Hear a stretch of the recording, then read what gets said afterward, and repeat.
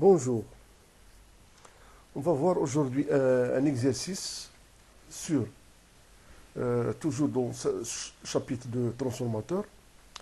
Notre transformateur d'aujourd'hui, c'est un transformateur monophasé qui a deux secondaires. Donc, on lit tout d'abord l'énoncé, puis on répond aux questions. Donc, notre transformateur, c'est quoi? C'est un transformateur monophasé qui a deux enroulements secondaires et il fonctionne selon le montage suivant. Donc, il a un seul primaire et deux secondaires. D'accord? Donc, lorsque le primaire est alimenté sous une tension de 227 kV, les deux secondaires, il y a un secondaire qui donne une tension de 123 kV et alimente une charge, on va l'appeler charge 2, qui a un facteur de puissance 0,8 arrière. Dans ce cas, il appelle un courant de 433 ampères. Pour l'autre secondaire, la tension, on va l'appeler ici U2', c'est 18 kV. La charge, ici, on a une autre charge qui a un facteur de puissance cos phi 2 qui est 0,1, mais avant, et qui appelle un courant U2' de 810 ampères. Donc ça, c'est l'ensemble de... Donc tout ça, cet ensemble, ça fait partie de notre transformateur. Donc la question ici, quel est le courant et le facteur de puissance au primaire si on considère que les pertes, on va considérer que ce transformateur il est parfait, donc les pertes ils sont négligeables, bien sûr pour simplifier les calculs. D'accord? Donc comment on va faire? Donc, qu'est-ce qu'on va faire? On va commencer par étudier les puissances dans ce secondaire, puis les puissances dans ce secondaire. Donc, on va appeler ça, c'est le secondaire, le premier secondaire, et ça, c'est le deuxième secondaire. On va l'appeler secondaire 1 et secondaire 2. D'accord? Et on fait nos calculs. Donc, faisons le bilan de puissance pour les deux secondaires. Donc, on va commencer par le premier secondaire et passer au deuxième secondaire. On fait le bilan de puissance pour celui-là. Donc, dans ce cas, les puissances dans le secondaire, on va l'appeler secondaire 1.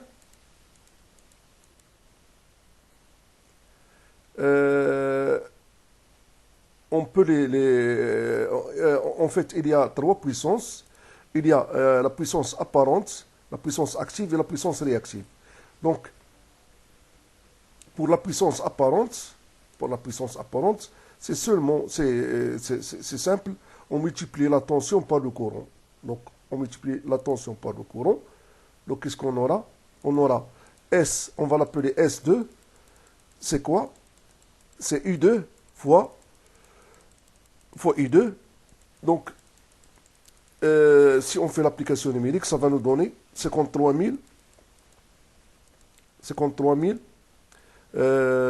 259 kVA. Donc ça, donc si on multiplie 123 kV par 433 ampères, ça va nous donner 53 259 kVA. Donc pour la puissance active, on sait que la puissance active, c'est quoi? C'est la puissance apparente fois le facteur de puissance. On va l'appeler,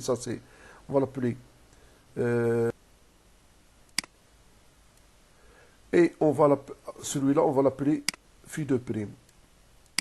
D'accord? Donc, si on passe au calcul, qu'est-ce qu'on a? On a cette puissance P2 est égale à quoi? Est égale à S2 fois cosinus phi2. Si on fait l'application numérique, ça va nous donner 42 607,2 kW.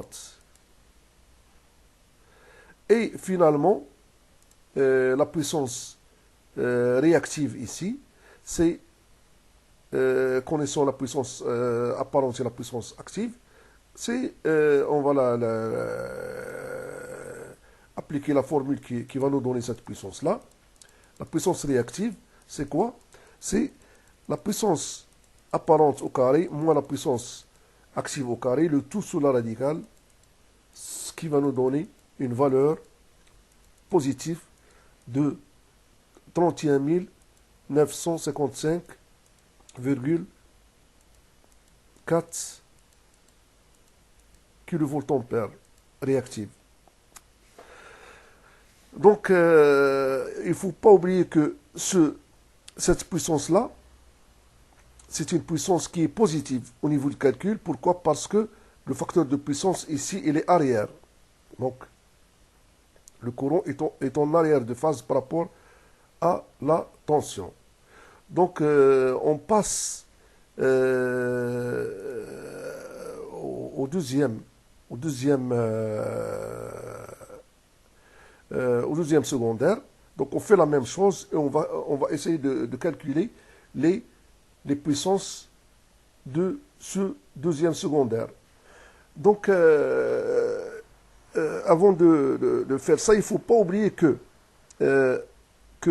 pour le deuxième secondaire, le facteur de puissance, c'est 0,1 avant et non pas arrière. Qu'est-ce que ça veut dire ça? Pour le circuit, lorsque le facteur de puissance a une valeur sous forme arrière, ça veut dire que le circuit il est inductif. Dans le cas d'un déphasage avant, lorsque le facteur de puissance il est avant, donc c'est un circuit, pour ce cas c'est un circuit qui est capacitif. Quelle est la différence? On sait tous que dans ce cas, le circuit il absorbe de l'énergie réactive et dans ce cas, le circuit il fournit de l'énergie réactive. C'est ça la différence entre les deux types de facteurs de puissance. Bon, on continue. Donc, pour cette puissance-là, bon, cette puissance-là, on va l'appeler S', S'2, P2' et Q2'. D'accord? On passe à ça. Donc, on commence par S2'. C'est quoi? Est égal à la tension U2' fois I2 fois le courant I2'. Si on fait l'application numérique, on va voir que ça va donner combien? Ça va donner 14 580 voltampères. Donc ça, c'est pour la puissance apparente. Pour la puissance active, P2', c'est la puissance active fois le facteur de puissance, qui est ici 0,1. Ça donne, on va la diviser par 10. Donc ça va nous donner 1458 kilowatts. D'accord? Et enfin, la puissance réactive, la formule, c'est ça.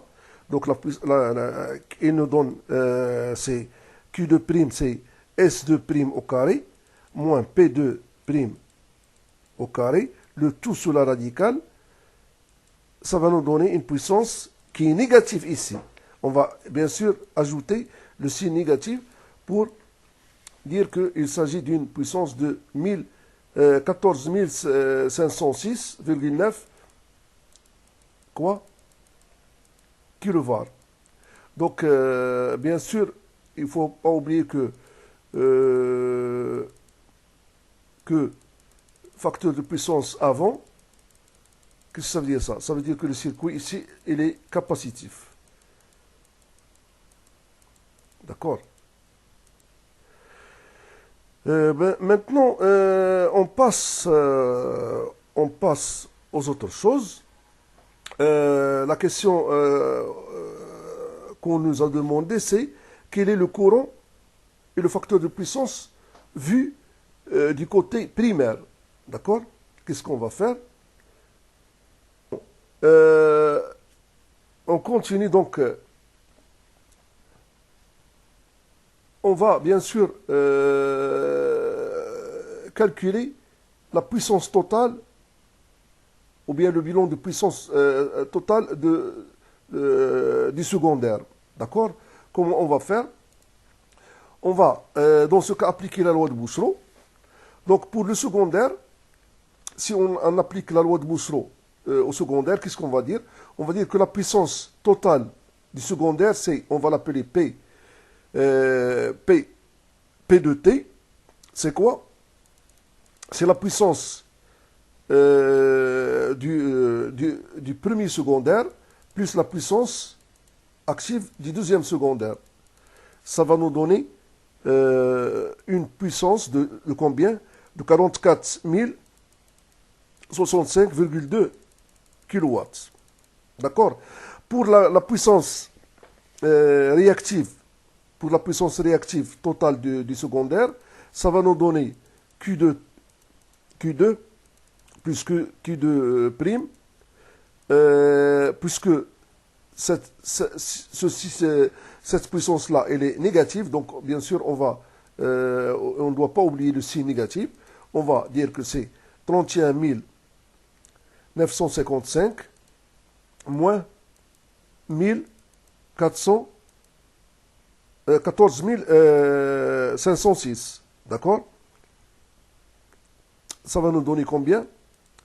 Ça va nous donner une valeur de 17 448, 17 448,49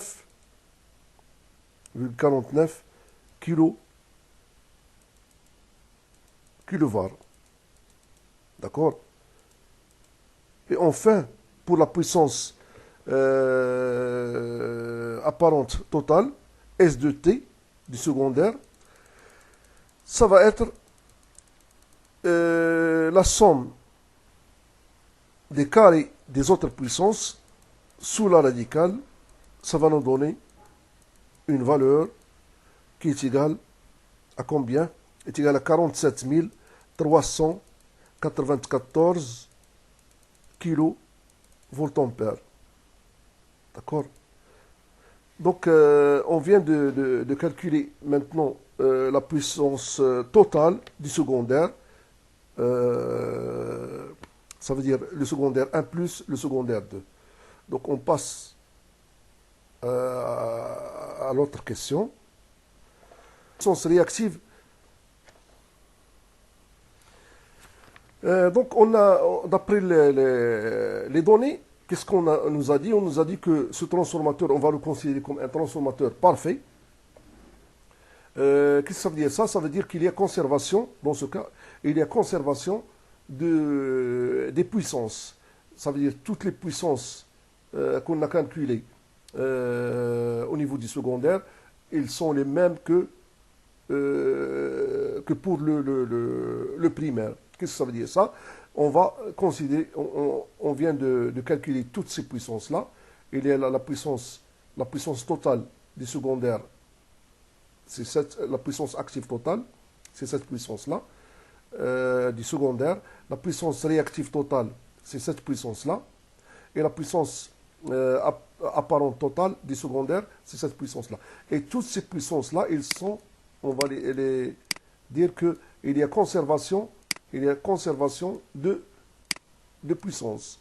C'est P1 également, ça c'est Q1, et ça également c'est S1. Donc c'est ce qu'on va faire. On va dire que il y a le transformateur est parfait, donc il y a conservation de puissance.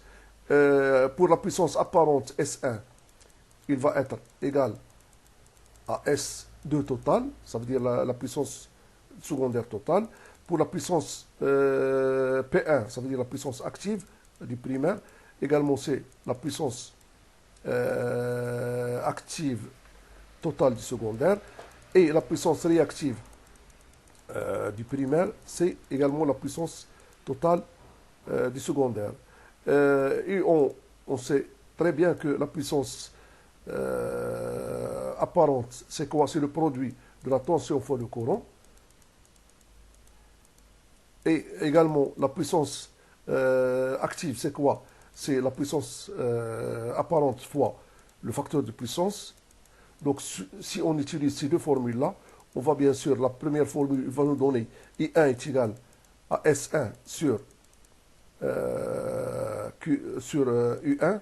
U1, on l'a ici, c'est 227 volts. Et les puissances, on vient de les calculer. Cette puissance-là et cette puissance-là. Donc ça veut dire quoi? Ça veut dire que ce courant-là, ça va nous donner une valeur de 208,78 ampères. Et le facteur de puissance du primaire, ça va nous donner P1 sur S1, ça va nous donner une valeur de 0,92 ou bien 93, à peu près 93. On peut l'écrire de cette manière-là. Et comme ça, on vient de répondre aux questions posées dans cet exercice. À bientôt.